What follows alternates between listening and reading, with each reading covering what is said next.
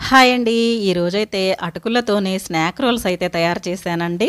ఈ snack roles టమాటా సాస్‌తోనే ఇంకా green చట్నీతోని తింటే చాలా కమ్మగా అయితే ఉంటాయి. క్రిస్పీగా ఉంటాయి. ఎక్కువ టైం గూడా పట్టదండి తయారు చేయడానికి. పిల్లలకి స్నాక్ బాక్స్‌లో పెట్టిస్తే ఒక్కటి కూడా మిగల్చకుండా తినేస్తారు. ఇంకెందుకు ఆలస్యం ఎలా తయారు చేశానో చూసేద్దాము. ముందుగా నేను ఇలా ఒక బౌల్‌తోనైతే అటుకులు తీసుకున్నానండి. ఈ అటుకుల్ని వాటర్ పోసుకొని 2 సార్లయితే కడిగేశాను. ఇలా కడిగిన తర్వాత కొంచెం పెరుగునైతే వేస్తున్నానండి. ఇప్పుడు కొంచెం వాటర్ కూడా వేసేసుకొని ఇవన్నీ కలిసేలాగా కలిపేసుకోవాలి. అటుకులు అనేవి పెరుగుని మంచిగా పీల్చుకొని మెత్తగా అయితే తయారవుతాయి అటుకులు. ఇప్పుడు ఒక 5 మినిట్స్ అయితే పక్కన పెట్టేసుకుందాము మూత పెట్టేసుకొని.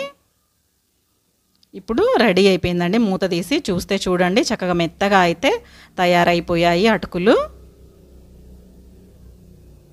ఇప్పుడు ఇందులో మనము సన్నగా కట్ చేసి పెట్టుకున్న ఉల్లిపాయ ముక్కలను అయితే వేసేసుకోవాలి.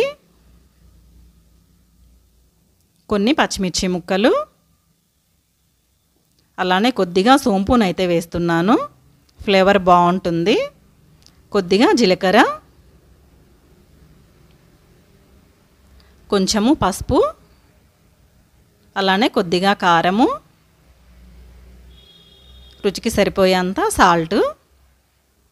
ఇప్పుడు కొంచెం శనగపిండిని అయితే వేస్తున్నాను. ఇవన్నీ వేసేసుకొని కలిసేలాగా ఈ అటుకులు కలిసేలాగా అయితే కలిపేసుకోవాలి ఈ పిండిని అయితే.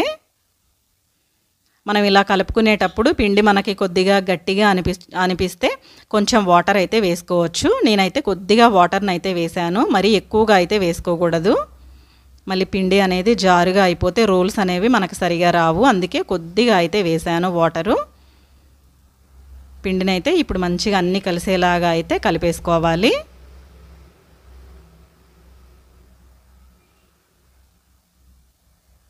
పిండిని మొత్తం ఇలా కలిపేసుకున్న తర్వాత ఆయిల్ కొంచెం చేతికి అప్లై చేసుకొని రోల్స్ చేసేసుకొని ఇవి ఆయిల్లో వేసుకొని డీప్ ఫ్రై చేసుకోవడమేనండి. చాలా సింపుల్ రెసిపీ, ఈజీగా తయారు చేసుకోవచ్చు. టేస్ట్ కూడా చాలా బాగుంటుంది. చూడండి చక్కగా ఇలా మనం రోల్స్ అన్నీ తయారు చేసుకున్న తర్వాత ఆయిల్లో వేసేసుకొని డీప్ ఫ్రై చేసుకోవడం అంతేనండి. గ్యాస్ అనేది హై ఫ్లేమ్లో పెట్టకూడదు, మీడియం ఫ్లేమ్లో అయితే పెట్టుకోవాలి. చూడండి ఎంతో కమ్మగా ఉండే అటుకులతోని రోల్స్ అయితే రెడీ అయిపోయాయి. అంతేనండి. మన ఛానల్ని అయితే సబ్స్క్రైబ్ చేయండి. థ్యాంక్ యూ అండి. ఇంకొక కొత్త వీడియోతోని కలుసుకుందాం. Bye bye.